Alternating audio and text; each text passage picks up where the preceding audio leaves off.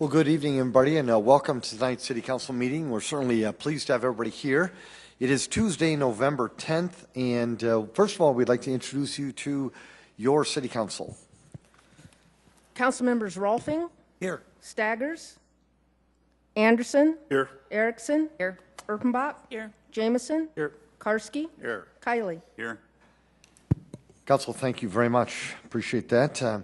In the City of Sioux Falls, we start our City Council meetings with an invocation. And tonight we're very, very blessed to have Pastor David Thompson of Brookings Baptist Church here to lead us in that invocation. What we'd ask you to do is to stand, allow Pastor David to do that, and then remain standing, please, for our Pledge of Allegiance. Pastor David, welcome. Yes, sir. Okay, let's pray. Lord, once again, we do thank you for providing all that you do, for the work that you've done in this city and through this city. Lord, just want to say tonight, thank you. Lord, you've given us a great amount of freedom, and the people and the leaders of this city, I do thank you that you've given them freedom to make choices, and I believe, Lord, that you have, that the choices they made have been a blessing to us as a people, as a community. So I pray tonight again, that you might guide and direct, and we thank you in Jesus' name. Amen. I pledge allegiance to the flag of the United States of America and to the republic for which it stands, one nation, under God, indivisible, with liberty and justice for all. Pastor David, thank you so much for being here tonight. Yes, sir. Yeah, great. And we'll have you back, please. Thank you. It's me and you.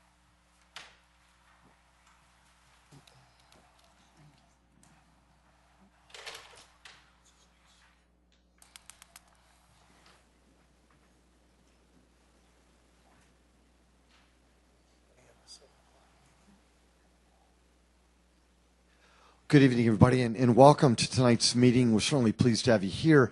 I do have a proclamation I'd like to read. Erica, would you want to come forward, please? And anybody else you'd like to bring forward? Come on forward first. Erica, first introduce yourself to the people of our town, please, and invite anybody else up here as well. My name is Erica Stoser, and I'm president of the Board of Directors for the Bishop Dudley Hospitality House, and I'd like to have other members of our board come up as well as our executive director.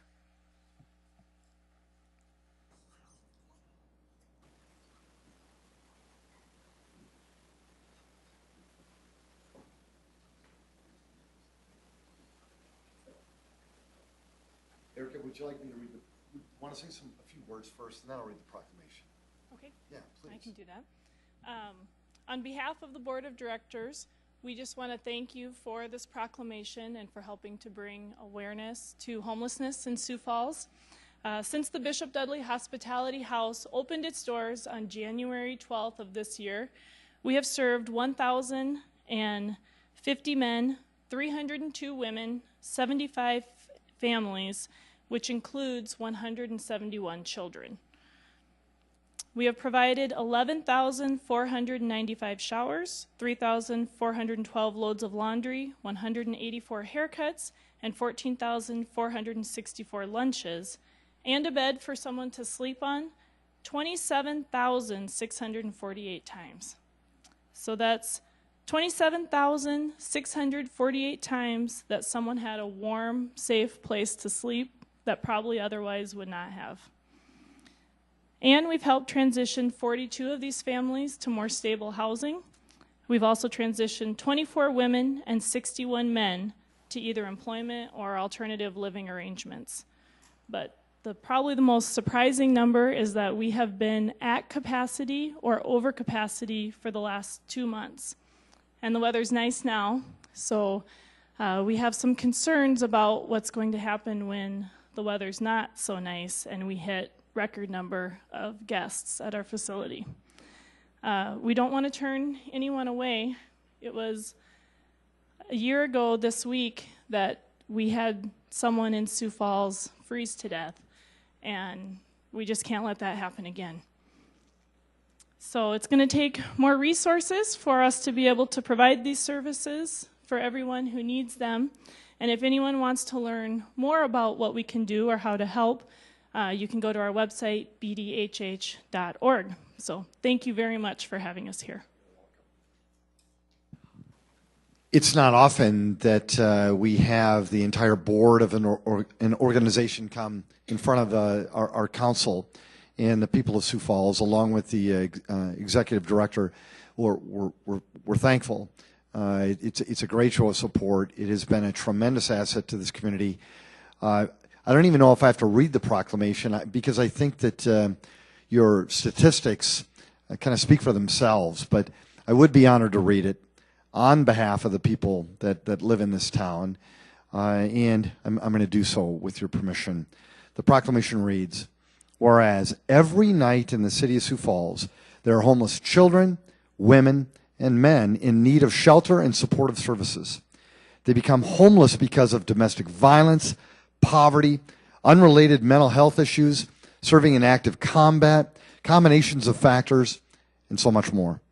Whereas homeless families and individuals, they lack a permanent, safe, nighttime residence. They live in shelters, transitional living facilities, outdoors, and in places not meant for human habitation. Or they are at imminent risk of being displaced from their residence. Whereas hundreds of individuals in Sioux Falls have been identified as homeless, including more than 1,300 unduplicated homeless individuals who have utilized our newest shelter, the Bishop Dudley Hospitality House, since its opening in January 2015. Whereas the number of children identified as homeless in Sioux Falls has increased substantially in the last decade, including more than 425 identified by the Sioux Falls School District alone so far in 2015-2016 school year. Whereas preventing and ending homelessness and hunger is essential to the stability of families, the growth and vitality of businesses, and the Sioux Falls community as a whole. Whereas there are many organizations and faith-based entities committed to sheltering and providing supportive services, as well as meals and food supplies to the homeless. And they are taking steps to end homelessness and hunger by working collaboratively and avoiding duplication of services. Now, therefore, I, Mike Huther, Mayor of the City of Sioux Falls, do hereby proclaim November 2015 as Hunger and Homelessness Awareness Month in the City of Sioux Falls, and encourage all members to recognize the growing need for services for the homeless and the hungry in Sioux Falls, and to support those organizations working to meet these needs. Before I ask you to give them an applause, Eric, I'm going to ask you a favor. Would you just repeat what you said about the last 2 months and this incredible warm, vibrant weather that we've had? Let folks know about the last 2 months. And then, of course, tonight, this is Tuesday, and people watching on TV tonight, we're expecting snow potentially tonight, okay? Repeat what you said about during this wonderful time of the year, had this great weather. What happened at the Bishop Dudley House over the last 2 months? Cheers. Take it. Over the last 2 months, we have been at or over capacity. And like I said, the weather has been nice so far, and we are worried about what's going to happen as the weather gets worse going forward. So we are looking for additional resources and help to keep our doors open as we go forward. So if you want to learn more about us, bdhh.org. Say that again. bdhh.org. It's for Bishop Dudley Hospitalityhouse.org. Now, can we give him a round of applause, please?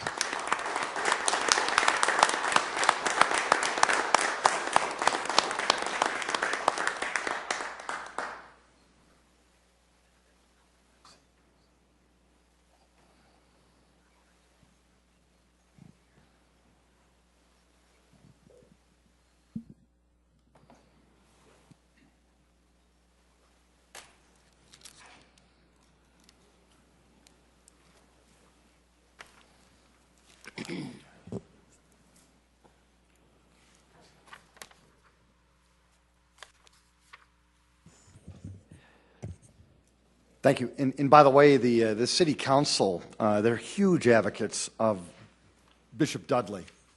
And that was a controversial topic for a long time and a lot of debate. But this city council, they were very, very strong before, during, and after.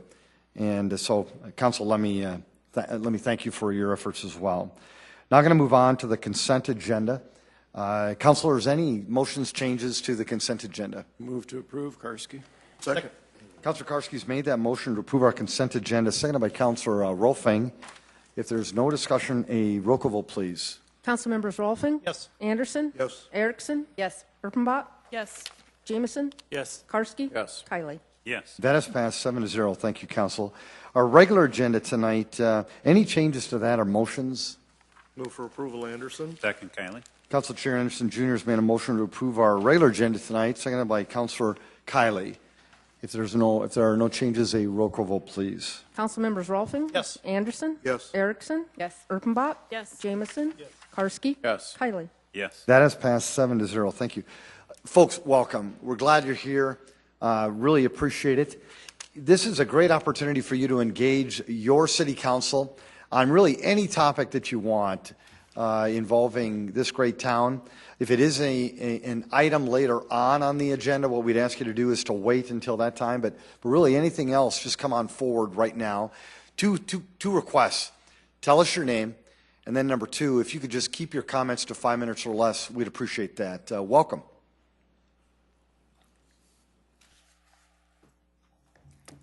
Greg Neitzert, Sioux Falls. Wasn't originally going to speak tonight, but you talked about shaped places, one of my favorite subjects, so I thought I'd talk about it. So a great discussion today. Mike Cooper did a great job, and you asked some great questions. So I'm still a big fan of shaped places, and I think we all are. It's been a net benefit. It's far better than what we had before, lots of automatic protections. There's been some discussion recently about what we can do to improve it, and I think that's a good thing. And I think we just need to remember that, we're allowed to tweak it and criticize parts of it without saying that the whole thing is bad. We can always make it better. I recall when we passed the public notice changes, that was maybe in 2011. So that was, 28 years into the implementation of our new ordinance. So it's always evolving, and that's a good thing. So some of the things you talked about, conditional uses, those are a tricky one. There's good arguments on both sides. One of the things that is interesting to me is we are talking about how conditional uses, they may or may not be unfair. Something interesting when I think about it, we passed shaped places and we changed the entire ordinance. We could have eliminated conditional uses, conceivably. Could have brought it forward and just made everything automatic. I mean, if conditional uses are a problem. So, but I do agree there needs to be standards, and there are in there. So if we add conditional uses for a big box, there needs to be some criteria so that we treat everybody as close as we can.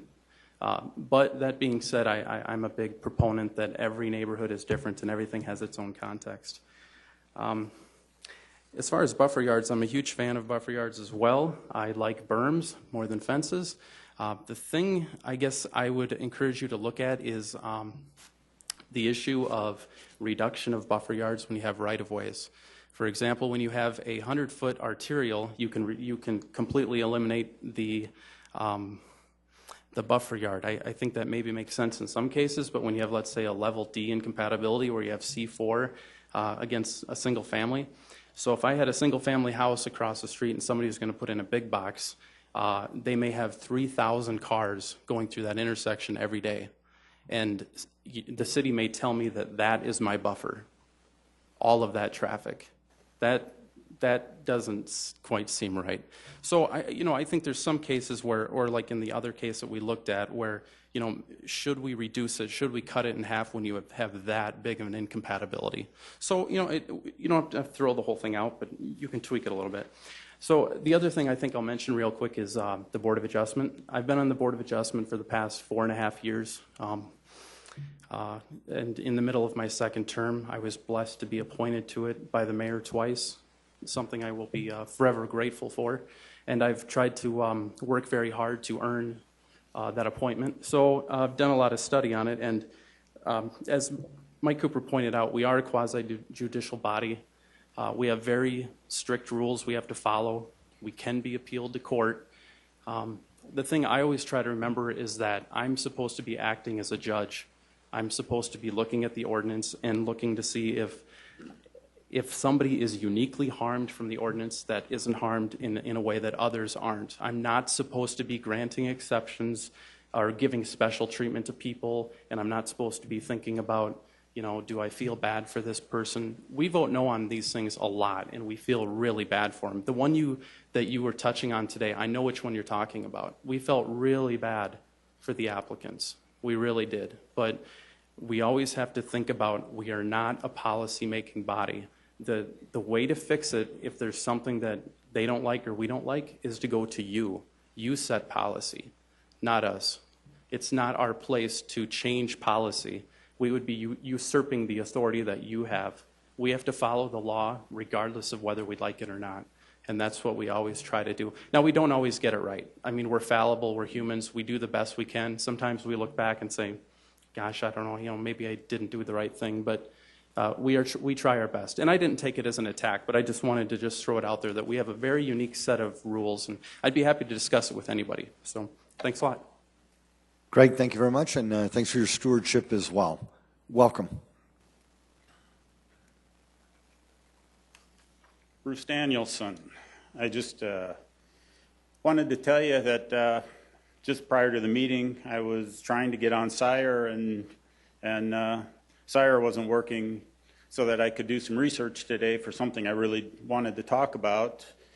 And when you do go into one of the browsers, we still know that Atom rocks for whatever reason. So, and I just also wanted to let you know, since SIRE's not been working very well, and I have been downloading and recording all of the videos for some year and a half now, that I'm anticipating putting them up on a YouTube channel called siouxfalls.org that I happened to purchase recently so that I could do some things. So if the city can't get SIRE working, then I'll go ahead and take my videos and upload them into this website so that people can actually view them on any device that is made to surf the internet. And I may start doing that this week. The other thing that I've been wondering about is and it's nice to see the city attorney here tonight, that we talked about this some months ago. I was thinking as I was driving through the North Phillips the other day that I still haven't seen the North Phillips land sale documents on the consent agenda correcting the error that the whiteout was attempting to be used on to fix. Whiteout does not make a legal document. The document has to go back through the city council. From everybody that I've talked with, former city attorneys in other towns, attorneys that I've been talking to about some other things, they're all appalled that whiteout would be used to clean up a city document and not pass it back through the city council for final approval. And then as I was driving along in there, I got thinking about when Thomas Faywick gave the Statue of David to the City of Sioux Falls, and we have this beautiful statue down here. And when we had the EPA cleanup a number of years ago, the statue was taken, laid down on the ground out at Public Works Complex somewhere, and the beautiful marble base that Thomas Faywick had to give to the city because the city would not buy a base for that statue. The City of Sioux Falls at that time so fought getting the Statue of David that they wouldn't even give it a base. And Thomas Faywick so wanted to give the City of Sioux Falls that statue that he had a marble statue base made for it that was similar to the one that I've seen in Florence. And when that statue was taken down, that beautiful base that was very expensive somehow got lost. And it made me think in terms of, as I was driving that North Phillips land, I've been wanting to see where the origami statue is. And is that going to have the same mysterious fate of laying in a ditch at Public Works, or is it going to get lost like that beautiful statue base got lost? And it would sure be nice to know whatever happened to all of this stuff, and I'd sure like to see that land sale finally done legal. Thank you. Mr. Dennison, thank you very much. Folks, anybody else want to engage the council? Well, thank you for being here. We appreciate it. Councilors, I'm not going to turn it over to you with item number 6. First reading, an ordinance of the City of Sioux Falls, South Dakota, amending sections 51.081 and 51.081.01 of the Code of Ordinances of the city by adding surcharge and rate sections. Trent, good evening. Good evening, Mayor and City Council. Trent Lumers with the Office of Public Works. Diane Best and I will be co-presenting this item. This actually is a package of items. Items 6, 7, and 8 are a package related to our funding for our next large sewer project. Dean Borkart with Public Works, Sherry Rodert, our bond counsel, and Tracy Turback are also here to answer any questions that might come up. Item 36 represents a financial package for our next large sewer project. We call it the Outfall Sewer. We've been planning this project for several years. This was a result of the ranking of projects after 2010, the Tier 1 and Tier 2 projects. This was a Tier 2 project. We've planned for this project in our rate model. We've planned for this with our CIP, and our current rates cover the cost to service the debt on this project. Before I start going into any more details about this project, I wanted to update you on another Tier 2 project. Back in May, this body approved us to take out a loan for what we call the dual force main project, which went from the Brandon Road or Rice Street lift station all the way to the wastewater treatment plant. We bid that project 2 weeks ago. It'll be 2 weeks on Thursday. The loan amount and the projected amount of that project was $11.9 million, and bids came in, our base bids came in at $8.9 million. So on these large projects, we're really seeing favorable bids. We're getting large contractors, and they're really competitive. So this is a good time for us to be bidding these projects. So I'll talk a little bit more about the Outfall Sewer project. We identified this as a Tier 2 project as part of the assessment. And this one was planned for in our rate model, and it is a large-scale project. It runs from approximately the spillway or the flow equalization basin across from the treatment facility all the way to that Brandon Road pump station. Currently what we have in place is a large 66-inch lined concrete pipe. As we did our assessment, we found out that the liner inside this pipe was starting to fall off. And that liner is there to prevent the sewer system from corrosive gases. And we're starting to see corrosion of the concrete inside the pipe. So it's time for us to replace it. And so we've decided to design a project to increase the capacity of this project also, and not just replace it at the same size. So what we will be doing is replacing this pipe with a non-corrosive type pipe. It's called Hobos. It is made of fiberglass and concrete together, and it's resistant to corrosion. It will also be sized at 72 inches, which will give us double the capacity that we have. 94% of the wastewater travels through this pipe. This is a $24.8 million projected cost on this project. We're proposing to take out a loan of 1.25% over 10 years, which is a very favorable interest rate. We would like to bid this project in early 2016, hopefully February timeframe. We're in the process of going through design and easement acquisition right now. This project represents a surcharge, which Diane Best will talk about a little bit more, on our existing customer rate. By that, we essentially allocate a part of our existing customer rate, not increasing our rates by that surcharge amount, but we carve out a piece of our existing customer rate to commit to this loan and the service of this loan. This is something that the DENR has asked us to do, and it really essentially protects that portion of the rate and no other part of the rate to be projected toward servicing this capital. Diane Best will go through these pieces and talk in more detail about the surcharge and the details specifically on why we need ordinance number 7, or I'm sorry, item number 7, that ordinance change, and item number 8, that ordinance change. Trent, thank you. Diane, welcome. Thank you for the opportunity to be here. As Trent said, the project at issue involves a 10-year loan. It's to be repaid with a surcharge.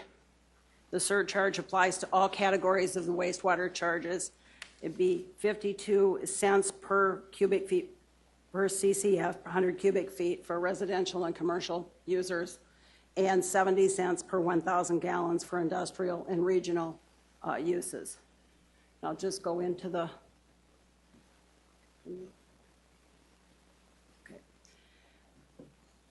as Trent indicated, there is no net increase. The slide that I'm choosing to show you tonight shows the residential use. The previous rate was $3.55 per 100 cubic feet. In May, you dedicated 24 cents per cubic feet per CCF as a surcharge for the work at the Brandon Road lift station that Trent just told you about that has just been bid. That came out of the $3.55. It's represented in red, obviously, in the chart you're looking at. Tonight, we ask you to carve out another 52 cents to dedicate for the new project, which is the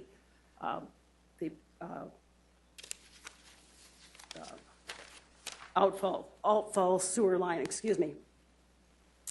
Again, no net increase in residential bills and no net increase in commercial, industrial, or regional bills. Briefly, advantages of a surcharge. You all heard the advantages of a surcharge from the city finance director in May. I'm going to briefly restate them. Surcharges are dedicated to repay the loan. It avoids encumbering other revenues. It does not count against the legal debt capacity for the city. There's a certain constitutional debt limit that cities can have in South Dakota because this is a dedicated revenue specific to a project, and it's a surcharge. It does not apply to that overall debt capacity. That frees up flexibility to use other revenue for other debt if it should ever be required. And as the Finance Director Turbach explained to you in May, it does show bond agencies that we've been prudent with our financial affairs when we don't have as much overall revenue encumbered. It provides potential in terms of more favorable bond ratings.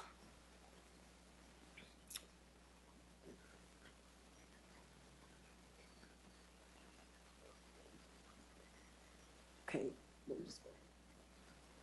There's also a non-point source component to this, as it was to the previous loan that you heard in May. The interest rate on this loan that we're talking about tonight is 1.25%. It's a fantastic program. Ordinarily, it would be 2.25%, but we are receiving the loan at a 1% interest rate savings. How did we get that? We obligated to spend that difference, that interest savings, on non-point source projects that benefits the water quality. And those are, for example, the seasonal riparian payments to avoid grazing in riparian areas during summers. It provides for funding for better management to avoid manure runoff, and it's been a positive, proven to be a positive overall effect on the water quality in the basin. And this will add another $1.26 million to that overall endeavor to benefit water quality. Okay. Having stated that, the first ordinance for consideration before you tonight is item number 6. It's part of a two-part process to put the surcharge into place. Item 6 is the surcharge ordinance as it will appear in the city's ordinance book along with rates. It includes the 52 cents per CCF for residential and commercial rates, the 70 cents per 1,000 gallons for industrial and regional rates. It's imposed on all ratepayers, and then the rates, as you'll see in this ordinance, provides that there will be a decrease in the rates of the same amount. So it's to put the surcharge in place and then decrease the rates accordingly, so there's no net increase.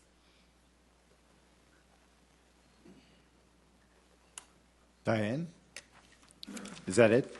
That's it. For Great job, great job. And Trent, thank you as well. Folks, this is a first reading, so you don't have an opportunity to engage the council yet. But the council, I'll leave it in your hands. Any questions, any comments, any thoughts? Move to approve Erickson. Second, Karski. Councilor Erickson's made a motion to set a date of hearing and second reading for Tuesday, November 17th for this item, seconded by Councilor Karski. Councilor Karski. Quick question. So the 1.26 million is what the interest, 1% interest is over the 10 years, correct? That's my understanding, yes. And then is that money taken from the enterprise fund to put back into this project? Is that how that works? Where does that 1.2? That money is part of the whole surcharge process for the loan and the bonds, and would be paid for with the surcharge. So it's not a check that we're writing for 1.2 We're not million writing for a check. this. It's part of, okay, thank you. Well, we're Counselor? writing a check over 10 years, yes. Councilor Anderson Jr. And Diane, I guess, I just want you to say this again so that our citizens and wastewater customers understand that there will be absolutely no rate increase. We are using the money that we already have, and This is not a rate increase. thank you. Councilor Anderson Jr., thank you for that clarification or reiteration. I appreciate it. Yes, Councilor Kiley. Not only will there not be a rate increase, but we're improving service because we're putting a larger line, and we're benefiting water quality upstream, too. I mean, what a fantastic project. Good job. Absolutely, at a very low, fantastic state program for low interest. Job. Impressive. Trent, any comments, buddy? All right, just let Diane do all the heavy lifting. Very good, team. Well, there has been a motion to set that date of hearing second reading. It has been seconded. A roll call vote, please. Council members Rolfing. Yes. Anderson. Yes. Erickson. Yes. Erpenbach. Yes. Jamison. Yes. Karski. Yes. Kiley. Yes. That is passed 7-0. Item 7. First reading, an ordinance of the City of Sioux Falls, South Dakota, providing for a surcharge for a project to make improvements to its wastewater system and for non-point source facilities, improvements and activities for payment of revenue bonds and yearly review of rates. Diane? Thank you. Item number 7 also relates to the same surcharges you just heard about. This ordinance dedicates the surcharge as a separate item to be maintained as a separate dedicated account on the city books of accounts.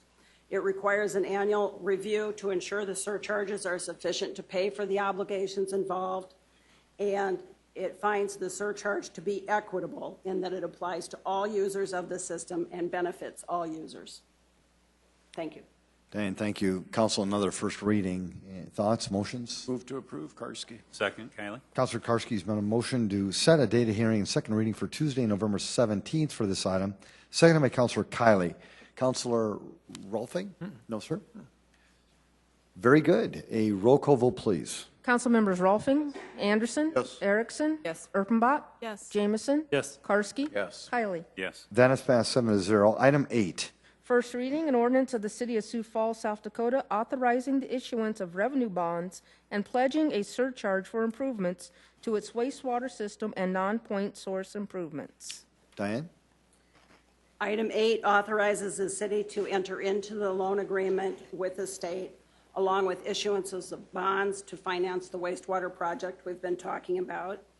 And further, it secures the city's obligation to pay the bonds by pledging the revenue from the surcharge that we've discussed tonight. Diane, thank you. Council, any thoughts? Move to set second reading for Tuesday, November 17th. Second. Thank you. Council Chair Anderson Jr. has made a motion to set the date of hearing and second reading, seconded by Councilor Vice Chair Rolfing. A roll call vote, please. Council members Rolfing. Yes. Anderson. Erickson. Yes. Erpenbach. Yes. Jamison. Yes. Karski. Yes. Kiley. Yes. That is passed 7-0. Item 9.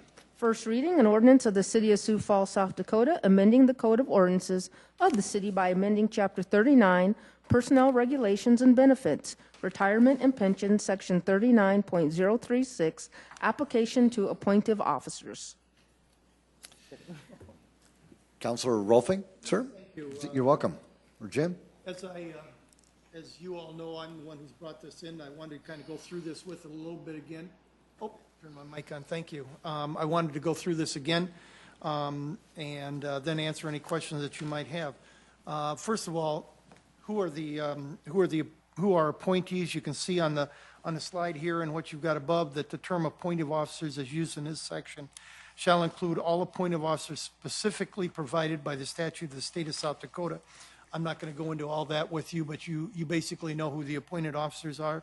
And then what is the bump back provision under B?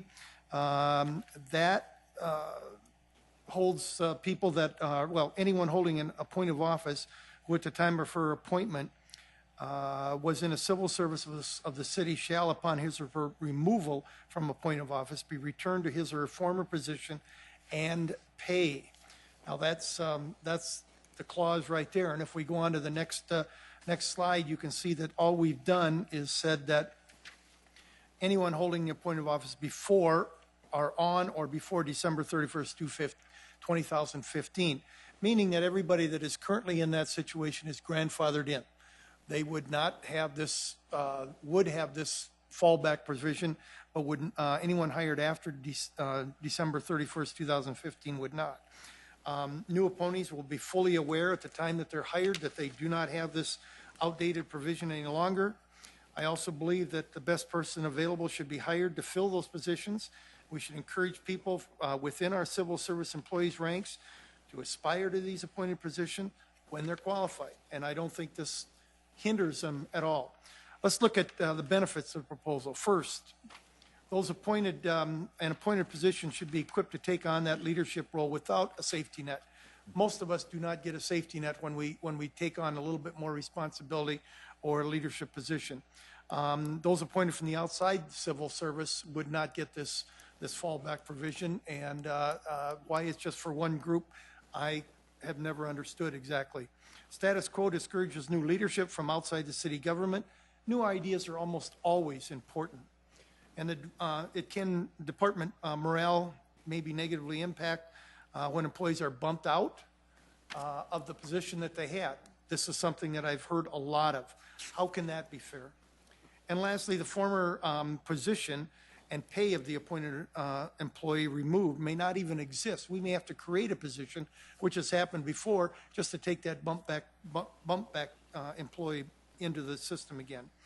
And of course, it can cause some challenges for the appointed director who succeeds in having an appointed, having someone under their employee that was the head of the department there. And that has happened before too. Now, there's nothing in this change that stops an appointed employee from being rehired either within his department or another department of the city if they are removed from their office. There's nothing that says the finance department can't hire the former director of public works to be an employee of theirs. There's nothing that says that in this. Next slide talks about the benefits of the status quo. The status quo does promote continuity within the city departments by eliminating employee risk when they advance to an appointed leadership position. And of course, there can be situations where political appointments are made after a new term for reasons that we may or may not know, and that may be something that people would be looking at and may stop them from applying. But these speak directly to the ability, I think, of the newly appointed directors and appointed people. Do we really want decades of internal promotions where there is always a fallback position if it doesn't work out? Now outside management should be looked at, or I believe outside management should be looked at for each one of these positions as they become available, and the best person hired. And those who are internal should not have a step up on those from the outside by having a bump back position.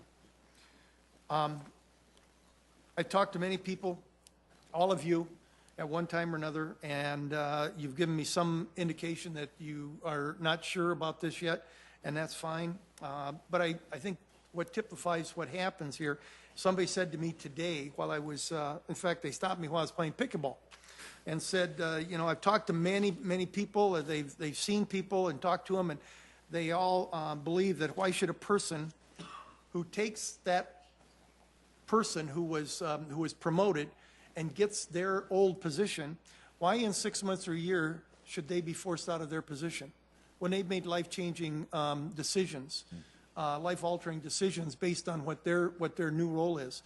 And that's not fair either. And so I would urge you to your affirmative vote on this amendment tonight so that we can go forward to second reading. Counselor, thank you very much. Folks, again, this is first reading, so it's just in the council's hands tonight. Counselor, any thoughts? Yes, Counselor Erickson. I just have a couple questions. Please. And I know we've kind of talked about this as we've had communications. A couple questions that I have. How does the state do it? How does the county do it? And how do other municipalities do it? I'm not basing my decision on what everybody else is doing. I'm just asking for I haven't done the research, and so I figured you probably have. I have from the state, and Bill O'Toole told me the state does not have a fallback position. I don't know about the county. Or other municipalities within our state, I guess just what the general practice is? Yeah, I'm just curious. I'm not sure about that, but I can find out. Yeah, and I would be, Mr. Mayor, if I may, again. Please. I would be curious to, at the second reading, have Bill O'Toole here. I'd like to certainly ask him some questions about his feeling, since it does fall on his department to kind of facilitate the human resources. Mm-hmm. I think we received an email that was forwarded to everybody about with one of his managers that indicated this is not thought of very much when people look at accepting a promotion to an appointed position. If you could re-forward that to me. Yep. I don't know that I've seen that. And Counselor will definitely have Bill O'Toole here at Yep. second reading. Yes, Counselor Jameson. Thank you. I think we've discussed this, in informational before, but here it is at our first reading. First off, I think I have to appreciate why you bring this to us. It doesn't, to a lot of people, it seems funny. And I can tell you it is special to Sioux Falls compared to state government. It's not an option in state government. But and there's a business practice about it that I think you're on to, and I get it. But I think there's just some things, subtle things that you're missing, and I have a problem with, and I just want to outline them real briefly. The big deal is you go back to one of your last slides. You said something about the status quo doesn't promote. Back one more, I think. No, the status quo discourages new leadership from outside the city government. Yeah. And number 2 there. I'm just trying to articulate this in the best way I can, but what we should have for directors are somebody who has a career, lifelong profession in their industry, in their field, whether it's the Parks Department, streets, attorney's office, whichever it might be. Those people strive to be the best they can, and they get the opportunity to become a director because they've proven that. They've existed there for many years and accumulated such knowledge that nobody else has. And the benefit of keeping all those people around is that if a new mayor comes in who maybe doesn't know anything about those individual departments, that individual, those department heads, keeps that politician informed, helps keep and protect the entire city and all of its information and skills and knowledge moving along, even though you have one political person who comes in and has the authority to replace those people. First off, it hasn't happened, that it's created a big problem in the past. And we need those people to stay around. And I think this bump back, certainly for instance, I don't know that there's been a lot of people who've bumped back and caused a major disruption.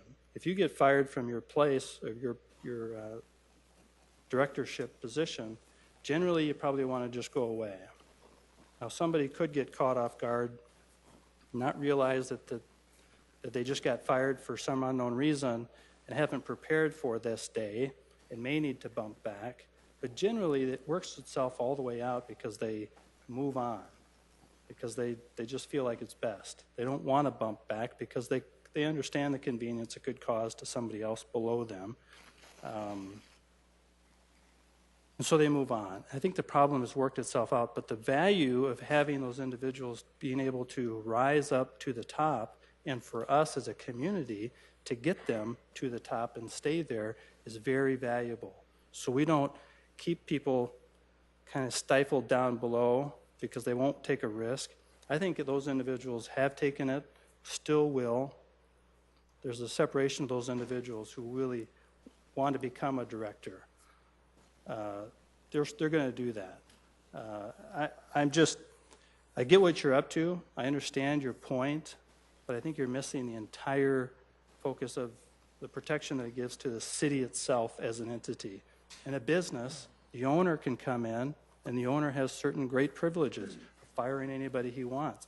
Business is different than public service and government. So in some fashions, it just needs to be treated different. I think this is a bad mistake moving forward. Councilor, thank you. May I? Councilor Rolfing, just before I go back to you, sir, if you wouldn't mind, anybody else have any? Yes, Councilor Urbanbach. And Councilor Rolfing, I promise you I'm going to come back to you, sir. Councilor Urbanbach. Jim, would you put it on the last slide before the questions slide? What Councilor Jameson was addressing was this idea of continuity within city departments by eliminating risk. And I was on the fence on this until Councilor Jameson tried to defend this. And I think I understand what you're saying, but I also understand that city government, like any government, can wade and get stuck in the quagmire. And sometimes that quagmire is in that continuity within city departments. And I would disagree that this hasn't been a problem before, because it has been a problem.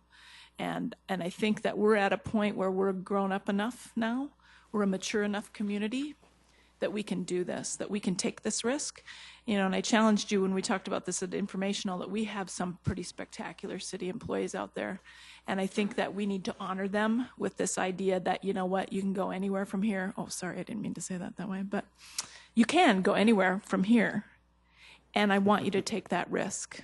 You know, as a city employee, I want you to take that risk. If it's to be a director and maybe lose it in the next political upheaval, I want these people to be pushed to the next level. And that's how you do it, is by taking away that false safety net, because it's weird. Councilor Rolfing has been hanging on this for a while, and he's been right all along. And I apologize for questioning, because you're right. This has to change. Councilor Conley. I, like Councilor Urbanbach, have been somewhat on the fence, and I've told Councilor Rolfing that I'm going to remain open-minded on this. And I think tonight a couple of points that he has made is I may be starting to come off that fence down on his side. And one of them is that the individuals that are appointed to director positions from outside the city do not have any type of a fallback. So we've got a system that is not equal, and I'm not certain that that is correct. And then also in the case if jobs are eliminated, or that bump back ends up forcing somebody else out of a position because of the trickle down effect in this particular situation, that's not right either. If I were a talented individual within this system and I aspired to improve professionally, I can't see myself declining a director's position because I'm afraid it might be gone in 4 years or 8 years. I think I'm going to want to take that risk and improve myself professionally and move forward. So I don't know that I see that necessarily as a detriment to aspiring professionals within our organization from moving up. I think maybe we're reading into it a little bit there. I'll still remain open-minded on this topic, though. Councilor Rolfing. Yes, couple of things, Councilor Jameson, if I could. One of the things that I think we're forgetting is that Sioux Falls has gotten to be pretty large, and it's not just the directors who hold this knowledge. It's a lot of managers underneath them who will still be there and can help somebody else coming in from either new that has no idea what public works is like, or how to run it, or some other division. The other thing that I look at here is that, you know, as we're growing and as we're getting bigger, we haven't gone through some of the growing pains and some of the heartaches that other cities have that are a little larger than us. That I think at times we need to look outside the city for people who have already gone through some of these growing pains, who can give us ideas on how to get through them without making some of the mistakes that maybe those cities did. So from that standpoint, I think alone gives us a good idea of what we, of why we should be looking at this and to move forward and get rid of this bump back position. Councilor Erickson. I'm just curious, something, I didn't plan to say anything else, but something that you just said that I agree with, that there are times that we should be looking outside of the community for a particular role that may be open or whatever, but what restricts us now from doing that? There's nothing that restricts us from doing that anyways right now, so I don't know how that plays into this. Well, except for this kind of, I think this kind of amendment or this kind of clause kind of perpetuates bringing people in from outside and developing people, which we should be doing, because those people should also be looking at other cities that they can go to if they want to advance their careers. Right. We're not the pinnacle city. This isn't exactly where people want to end up. Some of them, let's put it that way. This is where I've chosen to end up, and a lot of people have. But some of the people that we've got, I think you would agree that the mayor's put together one heck of a bunch of people. And if someone isn't looking at them right now and making them offers, I would be very, very surprised. And I understand what you're saying by that, and I understand that these directors serve at the pleasure and appointment of our mayor with approval of the council, I believe. And that really is decided upon at who's sitting in that chair. If this current mayor or the previous administration wants to find somebody outside of the city, they can do that.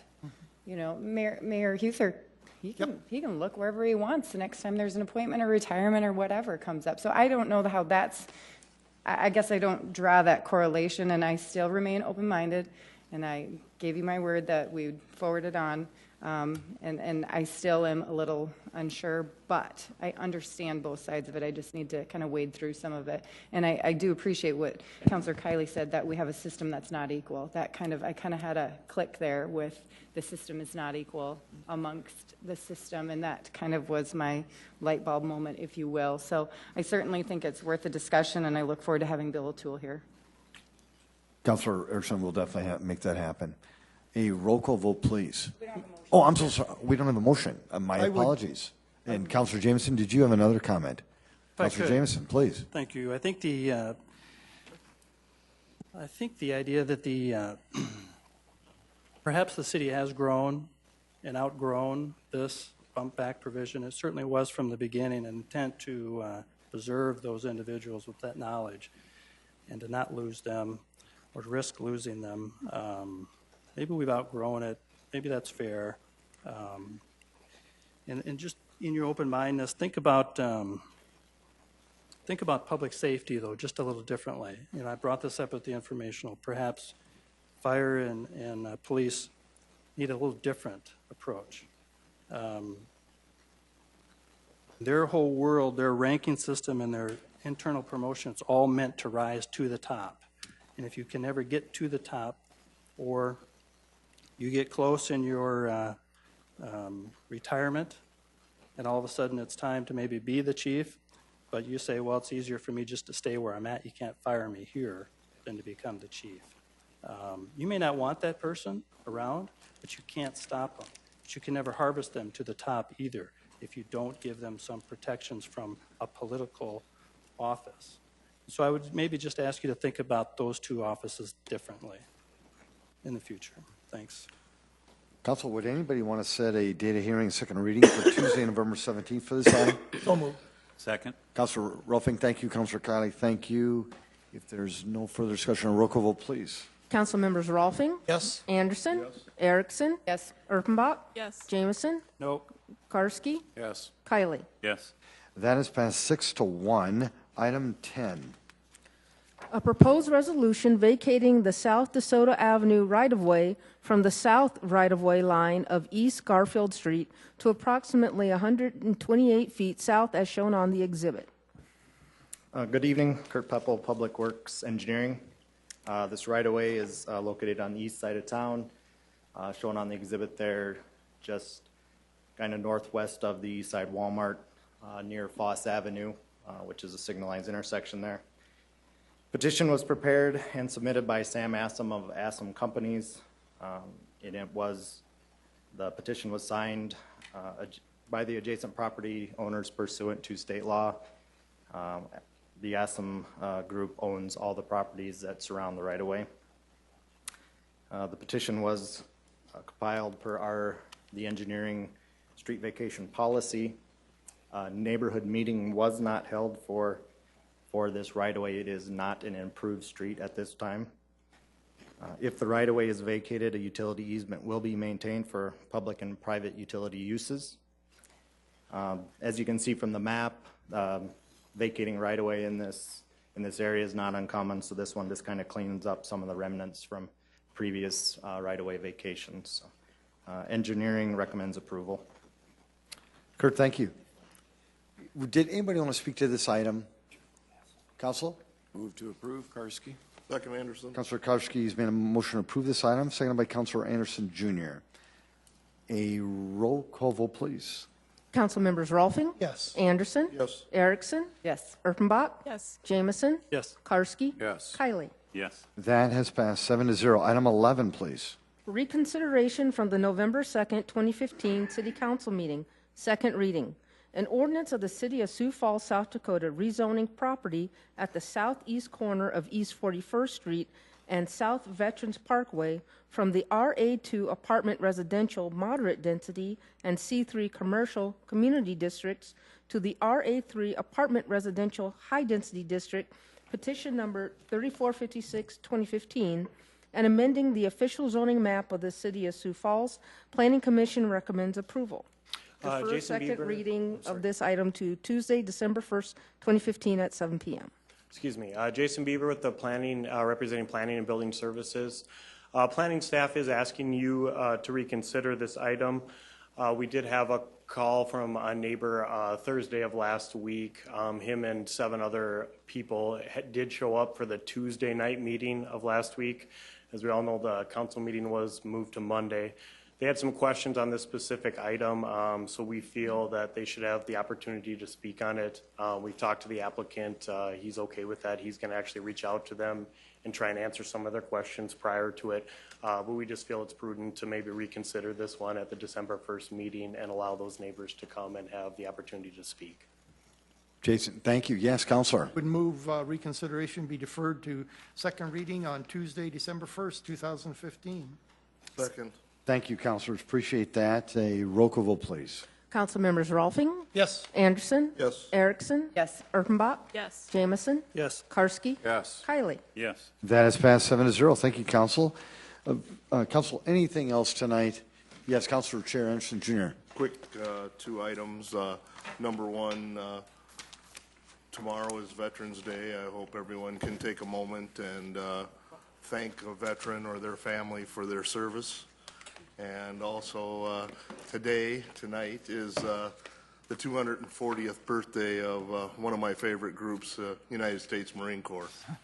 So thank you. Council Chair Anderson Jr., thank you for those reminders. Appreciate that. Council, you've had a very, very, very hectic day. Thank you for your service. If there's no other business, oh, wait, there is some other business. Go right ahead. Mr. Mayor, would somebody like to make a motion to adjourn? Oh, I would just going love to do that. I would move to adjourn. Thank you. Thank you, though, for coaching me. Appreciate it. Still learning every day.